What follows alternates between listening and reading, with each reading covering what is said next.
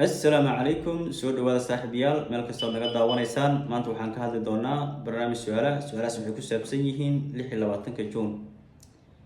inta barnaamijka si guud galay waxaan ka codsanayaa inaad barnaamijka si share gareysaan haddii aad nagu cusubtiin ugu soo biirtaan mahadsanidin 26 Juun 1960kii waxaa xorriyad qaatay gobollada waqooyi ama sida u taqaano Somaliland waxaan laga taagay calankii ugu horeeyay Soomaali leedahay oo ahaa calanka buluuga isla sanadkaas waxaa ayagana xorriyadii qaatay gobolladii koonfureed uu gumaysanayay Talyaaniga markii lagu dhawaaqay inay yihiin dal madax bannaan oo dunidu ku soo kordhay waxa uu imaaday waxgaradkii iyo madaxdii gobollada waqooyi ka soo jeeday oo u ololeysay madax bannaanida waxayna soo jeediyeen in midnimo la qaato ay Soomaaliya mid noqoto oo hal calan yeelato fikirkii asaga waa la soo dhaway waa la isku raacay calanka buluuga ayaa laga taagay maalinta 26 Juun waxaa loo aqoonsaday inay tahay maalinta qaranka maalinta madax bannaanida ee loo aqoonsaday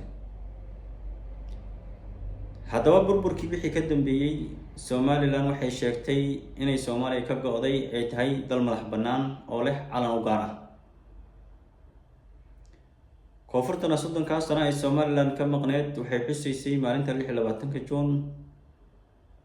ay xusayeen haddaba su'aashu waxay tahay 30 sano ay xusayeen koonfurta 26 Juun ay Somaliland ay ka maqneed maxay ka faa'iideen su'aashan isweydiin u baahan 30 sano ay xusayeen 26 Juun ay Somaliland ay ka maqneed maxay faa'iideen maadaama aysan hayn gobolladii waqooyi maadaama aysan hayn dadkii reer waqooyiga ahaa kaliya calanka buluuga looga tagay kaliya iska haysteen su'aasha xigto